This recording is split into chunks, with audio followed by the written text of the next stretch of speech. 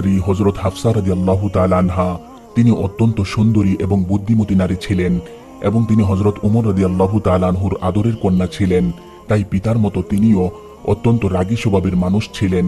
এমনকি রাসূলুল্লাহ সাল্লাল্লাহু আলাইহি ওয়াসাল্লামের স্ত্রীগণের মধ্যে তিনিই ছিলেন সবচেয়ে গরম মেজাজের। একটু এদিক সেদিক হলেই তিনি রেগে আগুন হয়ে যেতেন। উহুদ যুদ্ধের পর হযরত হাফসা রাদিয়াল্লাহু তাআলা আনহার প্রথম স্বামী খুনাইস ইবনে হুযাফা রাদিয়াল্লাহু তাআলা আনহু ইন্তেকাল করেন। অল্প বয়সে স্বামীহারা হয়ে তিনি দুই চোখে অন্ধকার দেখতে লাগলেন। অবশেষে নিরুপায় হয়ে বাবার বাড়িতে এসে আশ্রয় নিলেন। কিন্তু এখানে এসেও তিনি মনে শান্তি পাচ্ছিলেন না। বারবার মনে পড়ছিল প্রিয় স্বামীর স্মৃতি, তার হাসি, তার খুনসুটি এবং তার ভালোবাসার প্রতিটি মুহূর্ত সবকিছু তাকে পাগল বানিয়ে দিচ্ছিল। তাই একাকী চুপটি মেরে বসে চোখের পানি ফেলতে লাগলেন। হযরত ওমর রাদিয়াল্লাহু তাআলা আনহু আদরের কন্যার এই অবস্থা দেখে সান্ত্বনা দিয়ে বললেন, হাফসা, তুমি তো আমার কলিজার টুকরা মেয়ে, তুমি এমন করলে আমি জীবিত থেকেই মরে যাব। তুমি একটু সবর করার চেষ্টা করো, এটাই আল্লাহর বিধান।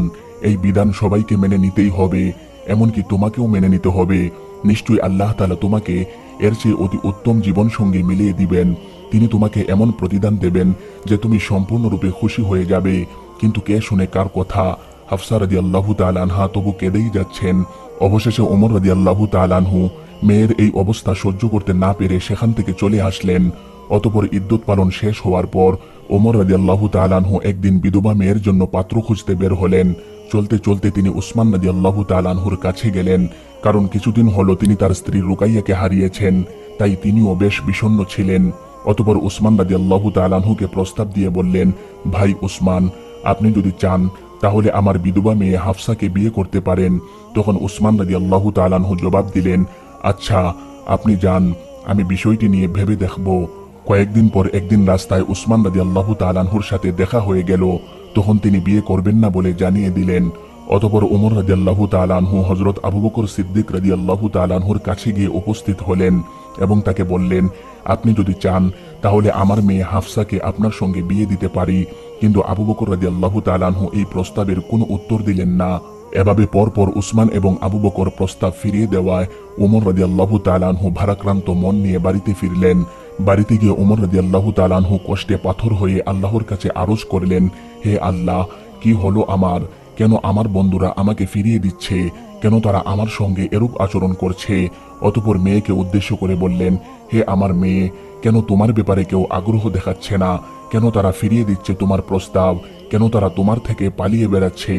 তখন অদৃশ্য থেকে আওয়াজ হলো, হে উমর ইবনুল খাত্তাব, হে আল্লাহর রাসূলের মহান সাহাবী, আপনি থামুন, দয়া করে আপনি থামুন।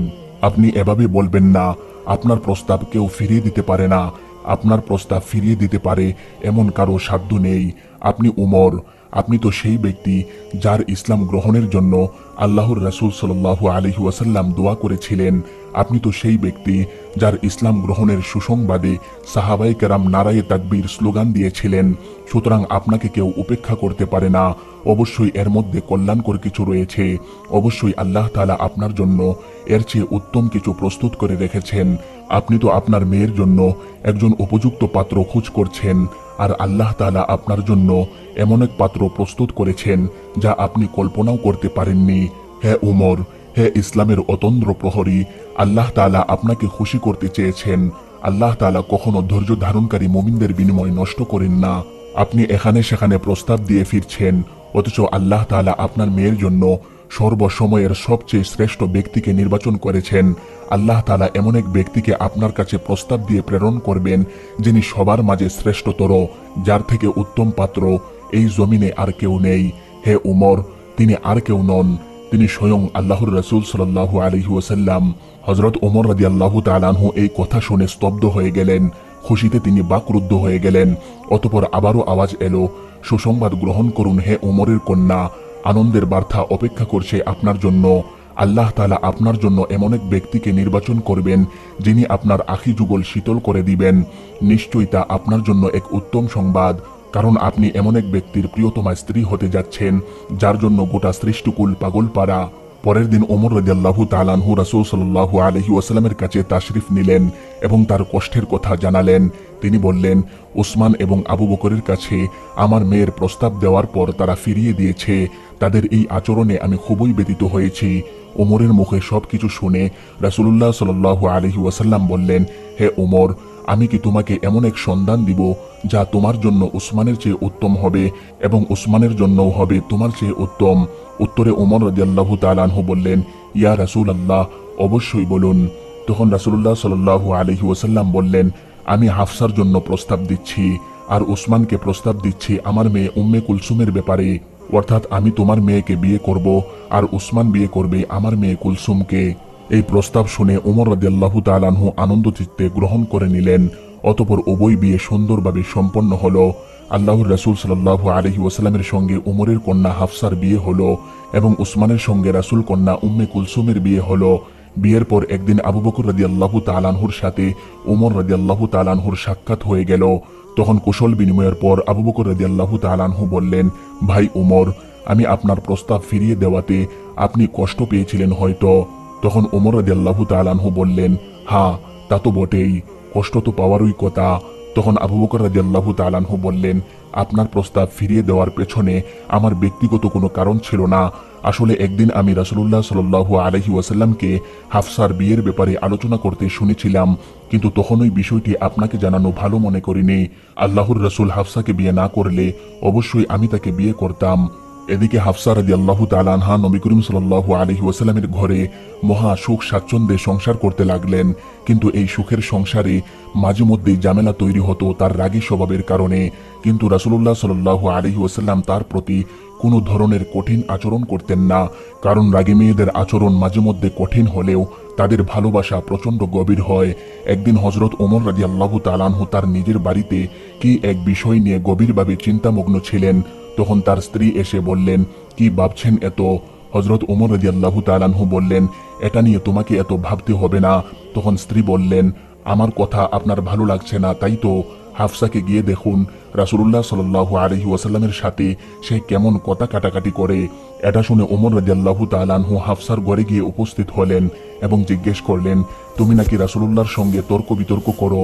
তখন হাফসা রাদিয়াল্লাহু তাআলা আনহা জবাব দিলেন, এরকম তো কখনো কখনো হয়েই যায়। তখন ওমর রাদিয়াল্লাহু তাআলা আনহু বললেন, শাহরূপে মুগ্ধ, বরং সর্বাবস্থায় তার ইচ্ছা এবং সন্তুষ্টিকে মেনে নিবে। আরেকদিন ওমর রাদিয়াল্লাহু তাআলা আনহু হাফসার বাড়িতে এসে দেখলেন তার আদরের কন্যা রাসূলুল্লাহ সাল্লাল্লাহু আলাইহি ওয়াসাল্লামের সাথে তর্ক বিতর্ক করছে।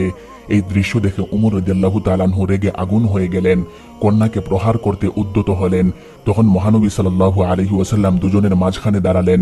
তখন ওমর রাদিয়াল্লাহু তাআলা আনহু লজ্জিত হয়ে মেয়েকে শাসালেন এবং উচ্চস্বরে বললেন, খবরদার, রাসূলুল্লাহ সাল্লাল্লাহু আলাইহি ওয়াসাল্লামের কথার পিঠে এভাবে কথা বলবে না। তুমি কি জয়নাবের মতো সুন্দর না আয়েশার মতো ভাগ্যবতী? এই বলে ওমর রাদিয়াল্লাহু তাআলা আনহু সেখান থেকে চলে গেলেন। তখন মহানবী সাল্লাল্লাহু আলাইহি ওয়াসাল্লাম বললেন, হাফসা, দেখলে তো তোমাকে কিভাবে রক্ষা করলাম। একদিন নবী করিম সাল্লাল্লাহু আলাইহি ওয়াসাল্লাম আম্মাজান হাফসা রাদিয়াল্লাহু তাআলা আনহার ঘরে আসলেন, কিন্তু হাফসা রাদিয়াল্লাহু তাআলা আনহা তখন ঘরে ছিলেন না, কোনো এক প্রয়োজনে তিনি বাহিরে ছিলেন। তাই আল্লাহর রাসূল সাল্লাল্লাহু আলাইহি ওয়াসাল্লাম একাকিত্ব এবং নিঃসঙ্গতা দূর করার জন্য উম্মুল মুমিনিন মারিয়া কিবতিয়া রাদিয়াল্লাহু তাআলা আনহাকে তার কাছে ডেকে আনলেন। অতঃপর হাফসার বিছানায় বসে রাসূলুল্লাহ সাল্লাল্লাহু আলাইহি ওয়াসাল্লাম মারিয়া কিবতিয়ার সঙ্গে কিছুটা একান্ত সময় কাটান, তার সাথে খুনসুটি করেন।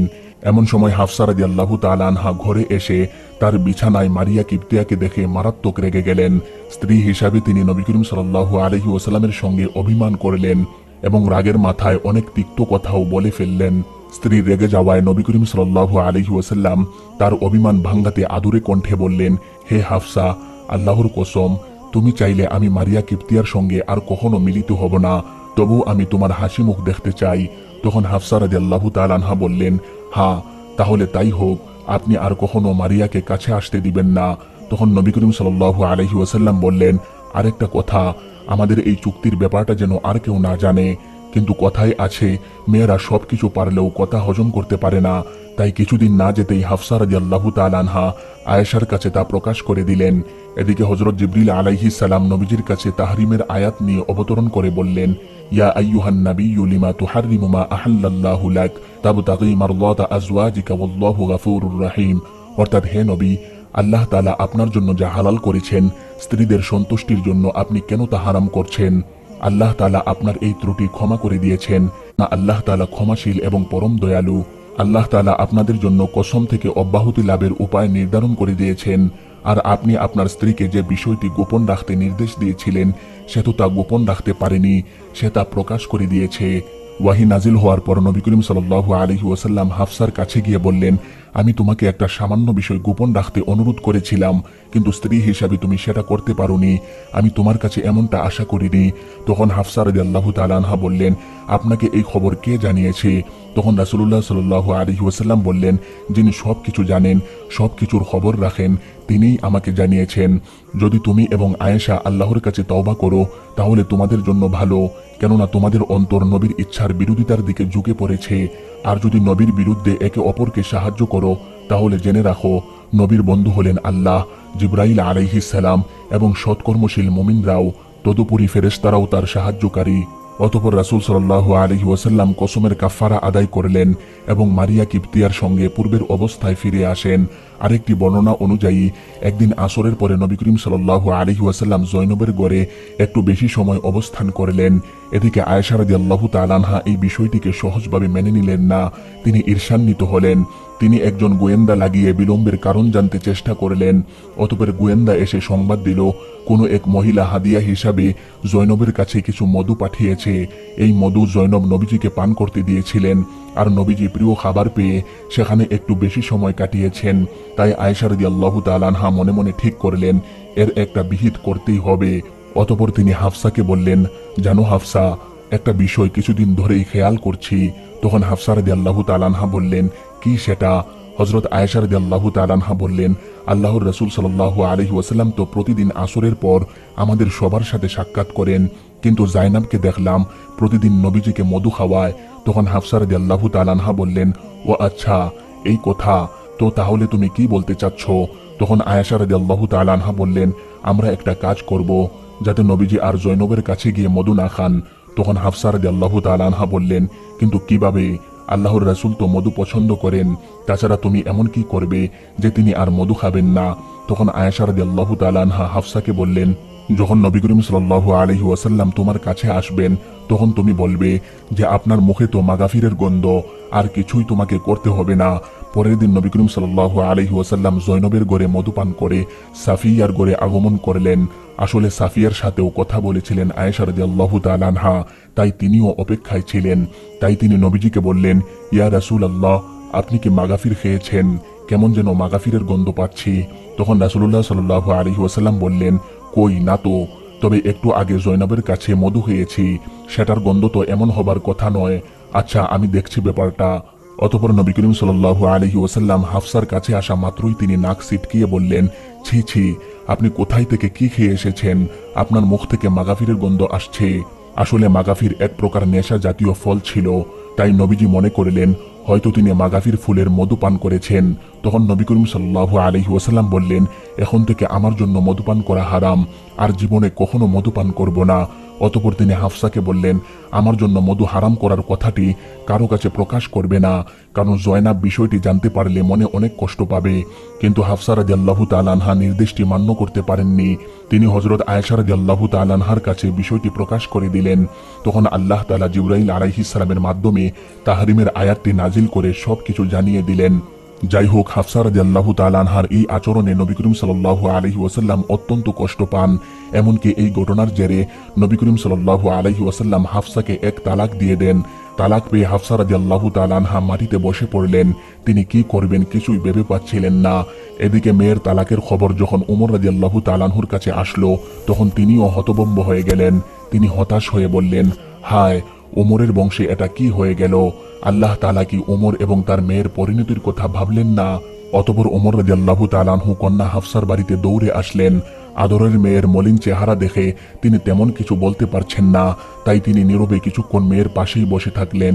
তিনি বুঝতেও পারছিলেন না কিভাবে তাকে সান্ত্বনা দিবেন। শেষে তিনি মেয়েকে একটি কথাই বললেন, শোনো হাফসা, উমরের বংশে আল্লাহ তাআলা যদি কোনো কল্যাণ রেখে থাকেন তাহলে আল্লাহর রাসূল সাল্লাল্লাহু আলাইহি ওয়াসাল্লাম তোমাকে চূড়ান্তভাবে তালাক দিবেন না। উমরের এই কথায় হাফসা রাদিয়াল্লাহু তাআলা আনহা কিছুটা হলেও আত্মবিশ্বাস ফিরে পেলেন। এদিকে আল্লাহর ফেরেশতা জিবরিল আলাইহিস সালাম নবীজির কাছে আগমন করলেন এবং সুপারিশ করে বললেন, ভাই মুহাম্মদ, আপনি এরকম করবেন না। হাফসা রাগী স্বভাবের হলেও তিনি অত্যন্ত নেককার মহিলা। তিনি অত্যধিক রোজা পালন করেন। আর রাত জেগে আল্লাহর ইবাদত করেন, এমনকি জান্নাতেও তিনি আপনার স্ত্রী হবেন, তাই তাকে তালাক দিবেন না। অতঃপর নবী করিম সাল্লাল্লাহু আলাইহি ওয়াসাল্লাম আবারও হাফসাকে স্ত্রী হিসাবে গ্রহণ করে নিলেন। আসলে কতই না ভাগ্যবান ছিলেন এই নারী, যার জন্য সাক্ষাৎ জিবরাইল আলাইহিস সালাম দুনিয়াতে আগমন করে সুপারিশ করেছিলেন। আরেকদিন হযরত হাফসা রাদিয়াল্লাহু তাআলা আনহা এবং অন্যান্য নবী পত্নীগণ একজোট হয়ে